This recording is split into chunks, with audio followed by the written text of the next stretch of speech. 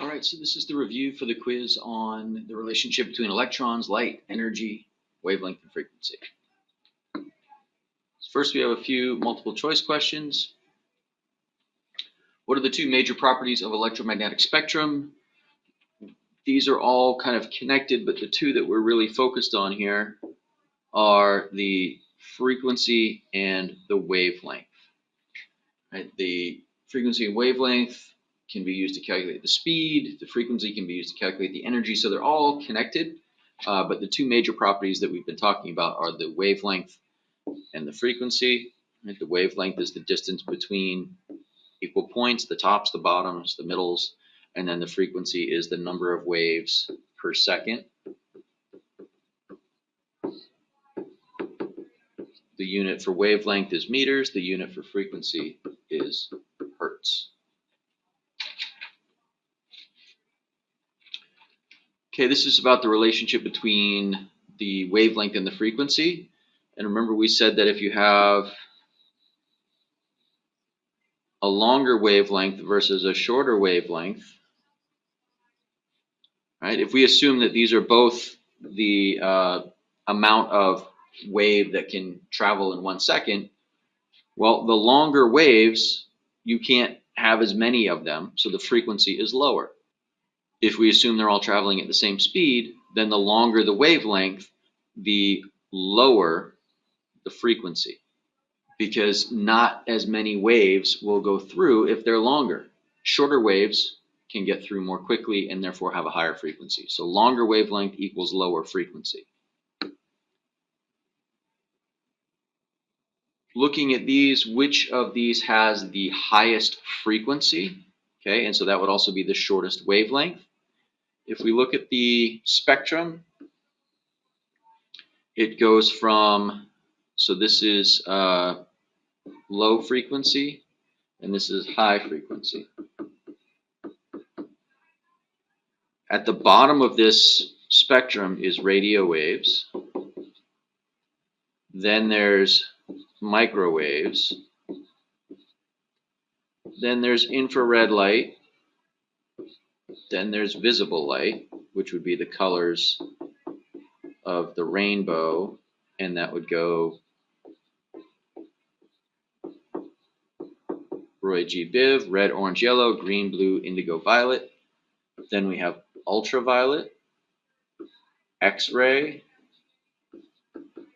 and the highest on the spectrum is gamma rays. So, given this list, right? Well, we have gamma, and gamma is the highest of all. So, out of any list, that's going to be the highest. And then, if you wanted to rank them, this would be the highest, followed by UV light. They kind of go in reverse order here, followed by microwaves, followed by radio waves, because this is the high end of the spectrum. Radio waves are at the low, and then there's all the things we can see in between. Okay, now we're going to talk about relating this to energy. So we're only looking at visible colors.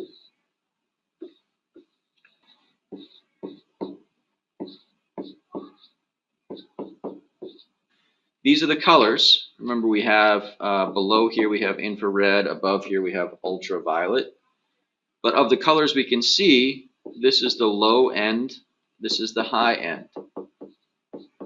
So this is high frequency, which is also high energy. Okay, frequency and energy are directly related. Low frequency means low energy.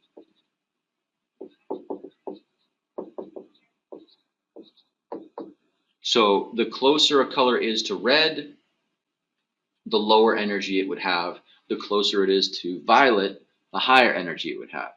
So if we look at these colors, well, we know red, that's at the low end. And then blue is a little bit above the middle. Blue is above green, so we can cross that out. So it's to the right. To the right is higher energy. Orange is closer to red. So of the colors on this list, blue is the color farthest to the right, closest to violet. So out of these four choices, blue would have the highest energy per photon. Okay, the last of the multiple choice questions. And this is going to require you to kind of think through the process and what it all means in terms of the model of the atom. So an electron falls from the third level to the second level and gives off violet light. So let's take a look at our model of the atom. So we're going to have 1, 2, 3. Okay, from third to second gives off violet light. And remember, if we look at the spectrum,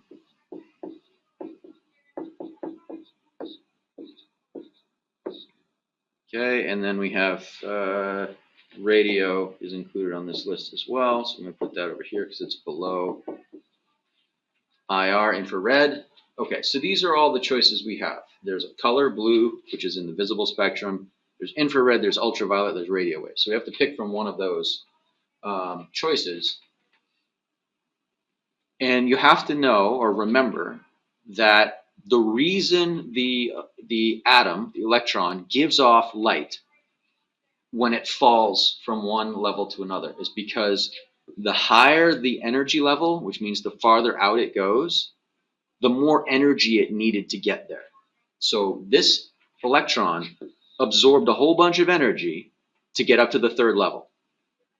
When it comes down, which is what it always wants to get back down to its original place. That's just its natural state. It's called the ground state, which we'll talk more about later. In order to get back down to a lower level, it has to get rid of that energy. It has to emit or give off that energy. And according to the problem, going from the third level to the second level, the amount of energy it gives off is connected to violet light, which is right here at the top of the visible spectrum. So then the question says, if an electron in the same atom, so it's either gone back up or it's another electron, some atoms have more than one, obviously, and it goes from level 3 to level 1, what kind of light would it give off, or what kind of spectrum would it give off?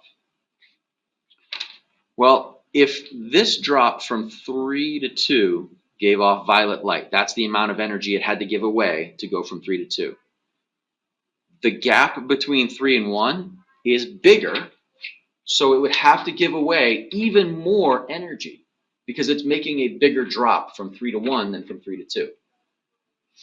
So since it has to give away more energy, the amount of, or the type of radiation it has to give off has to be higher on the list than violet.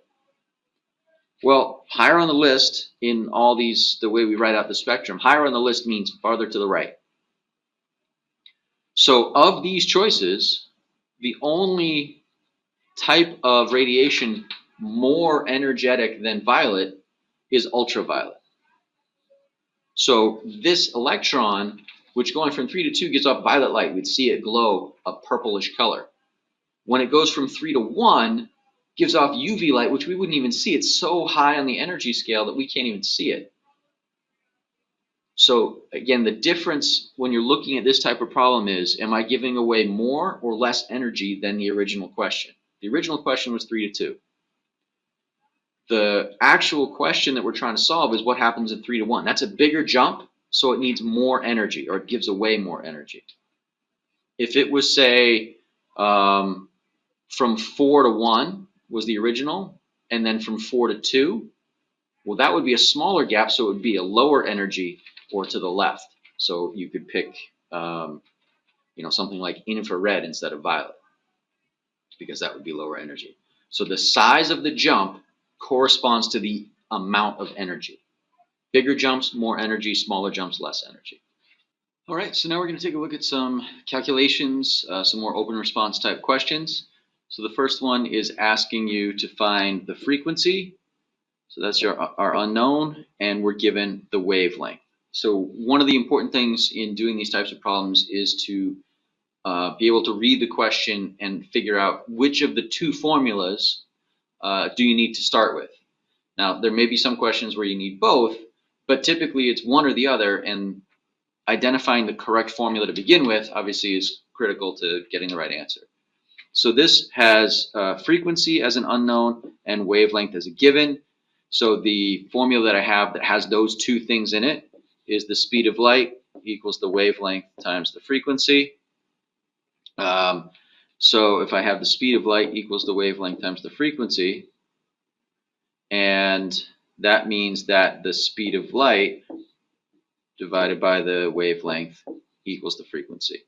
So now I can plug in the numbers I know, because the speed of light, which is given up here, I'm going to write it as 3.00 because that's typically how it's done, even though it says 3.0 here, times 10 to the 8th meters per second divided by the wavelength, which is 2.67 times 10 to the negative 13th meters.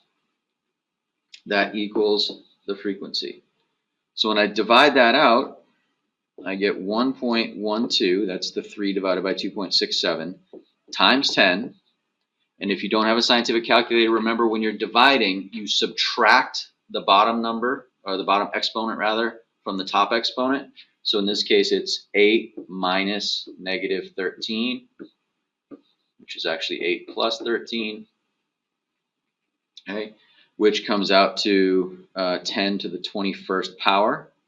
And the unit for frequency is hertz. Now in this problem, when I did the math out, it came out to 1.12. So the scientific notation, the number in front of the time sign always has to be between 1 and 10, so a single digit. This one came out that way. So this is a question where I didn't need to move the decimal or change the exponent or any of that. So it just comes out this way, and that's the final answer. Okay, so the next one is again, calculate the frequency. So frequency is our unknown, and we're given a wavelength of 5.3. So again, frequency and wavelength, same equation. The speed of light divided by the wavelength equals the frequency. Okay, and if it was given the frequency and asked to find the wavelength, I would do speed of light divided by the frequency equals the wavelength. So you set it up the same way in both cases. It's always the speed of light divided by wavelength or frequency gives you the missing value. So you set it up the same way whether you're trying to find the frequency or the wavelength, the differences in the units that you end up with, and so on. Okay, so now I plug in the numbers. Speed of light, 3.00 times 10 to the 8th divided by wavelength, which is 5.30 times 10 to the negative 7th meters. This is meters per second. That equals the frequency.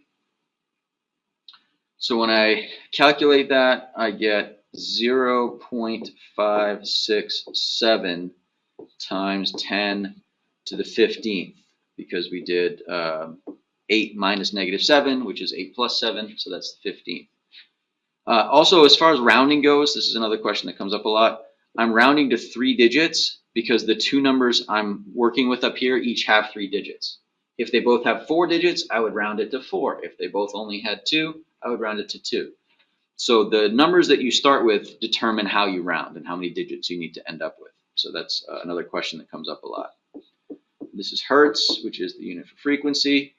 This one I do have to adjust for scientific notation. So I move the decimal point over 1 spot to the right.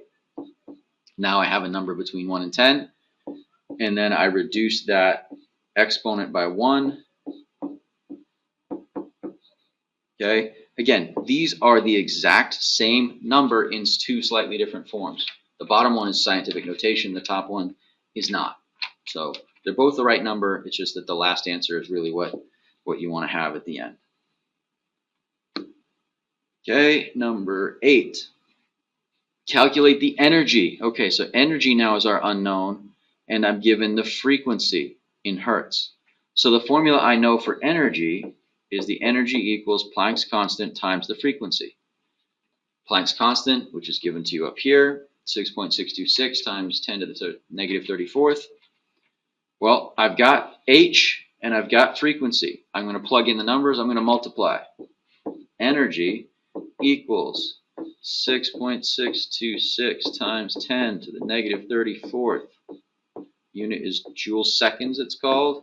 And then the frequency is given as 5.3 times 10 to the 20th hertz. Okay, when I do that out, energy equals, now in this case, this number here only has 2 digits, so I have to round my answer to 2 digits. And when I do that, I actually get 35 times 10. And when we multiply, we add the exponents. This is negative 34 plus 20, which equals negative 14. So it's times 10 to the negative 14th. But because that's not quite good scientific notation, I want to make it 3.5 times 10 to the negative 13th. And that's the unit for energy is capital J for joules. So you might be wondering, well, doesn't it looks like you subtracted 1 from the exponent instead of adding 1. You have to remember that these are negative numbers, so negative 13 is actually bigger than negative 14 in terms of its value. Number 9, calculate the energy. Okay, so I'm going to need the energy equation of violet light with a wavelength. All right, so here's where they're not giving it to you as directly as they did in the last problem. They're asking you for energy, but they're giving you wavelength. Okay, wavelength is not part of the energy equation. Frequency is. But because we know that the speed of light divided by the wavelength equals the frequency, I can calculate the frequency given based on what they gave me, and then use that information to calculate the energy. So this is one of the 2-step problems. So we'll do the speed of light calculation first to find the frequency. 4.20 times 10 to the negative 7th meters. This is meters per second equals frequency. Carry that down. That's 0.714, rounding to 3 digits here, times 10 to the 15th, because it's 8 minus negative 7.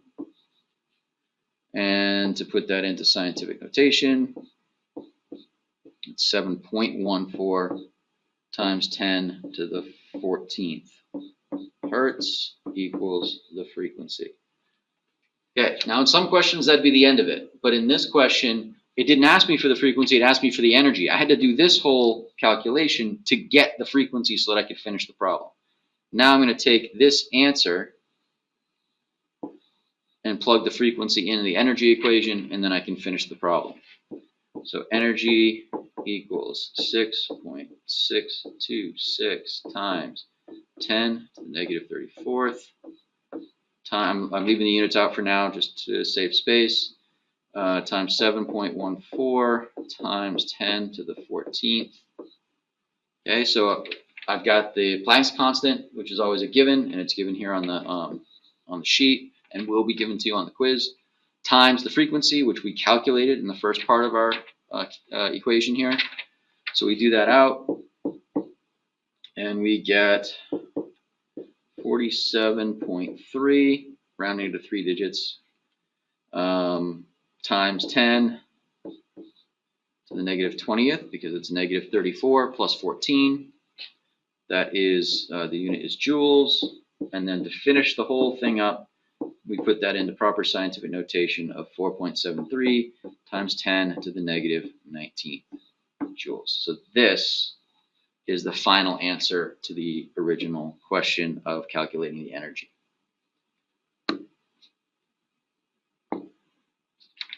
Okay, last couple of problems here. What is the wavelength of light with the frequency? Okay, so wavelength is our unknown. Frequency is our given. We have the equation we know that has those 2 things in it, which is the speed of light equals the wavelength times the frequency, and the speed of light divided by the frequency equals the wavelength. So this is similar to the first couple of problems that we did, except now we have the frequency and we want the wavelength, but the process is going to be the same. I'm going to take the speed of light, I'm going to divide that by the frequency, which in this case they gave me frequency of 1.24 times 10 to the 15th hertz. That's going to equal the wavelength. When I calculate it, I get 2.42, rounding to 3 digits because these 2 numbers both have 3 digits, times 10 to the negative 7th, because it's 8 minus 15. The unit for wavelength is meters. And I didn't have to fix this one because it came out with a number between 1 and 10. So the scientific notation is correct as is. That's it. I'm done with that one. Okay, what is the energy of a photon if the frequency is 4.57 times 10 to the 14th? So I'm given the frequency. I'm asked for the energy. The formula is Planck's constant times the frequency. So I've got frequency, Planck's constant, always 6.626 times 10 to the negative 34th. So I've got what I need to take the straight calculation here. 6.626 times 10 to the negative 34th. Plugging in what I know. I know Planck's constant. I know the frequency, which was given. All I have to do here is multiply those two numbers together, calculate the scientific notation. So the number is 30.3 times 10 to the negative 20th, which is what I get when I add negative 34 to 14. The unit is joules. And then to adjust for scientific notation, 3.03 times 10 to the negative 19th. Okay, I'm rounding to 3 digits here because this number has 3 digits. This one has 4, but you always have to go with whatever is the smallest number of digits. So in this case, one has 4, one has 3. Go with the lower number, round to 3 digits. There is your final answer there. And last one, this one kind of sets it up that this is a two-part question. The one we did earlier didn't explicitly say that, but we had to do 2 steps because of what we were given and what we were being asked. So what is the frequency with a wavelength of? So that's going to be our speed of light equals wavelength times frequency, or speed of light divided by wavelength equals frequency, because that's the question that we have to answer first. Plugging in the numbers,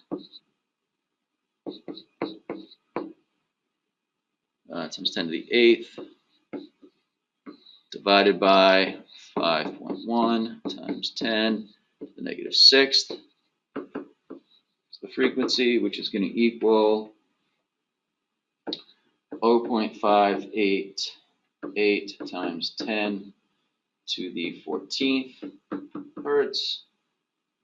Adjusting for scientific notation, and we get 5.88 times 10 to the 13th hertz. So that's the frequency. That's the answer to part A of the question. And then it says, how much energy does that light? So the light from part A, how much energy does it have? Well, energy, Planck's constant times frequency. I just figured out the frequency in part A, so I'm going to use that number. I'm going to use Planck's constant times 10 to the negative 34th times 5.88 times 10 to the 13th. That equals 39.0 times 10 to the negative 21st joules. I had to round this since I rounded to 3 digits. It was 38.9, and then the 9 got rounded up, so it becomes 39.0. This is where the 0 becomes important because it shows that we're rounded to 3 digits, but that third digit rounded up, so it ended up being a 0. When I convert it to the final scientific notation, I have to keep that 0. I have to fix the scientific notation in the exponent to get the final answer for energy. Okay, so that's it. The only question that I didn't have on here as an example, but I mentioned in class, is there will be one open response question, short answer, where you have to describe with words and or a diagram basically the model of the atom, the Bohr model that we've talked about, and what happens when electrons move up and down between energy levels.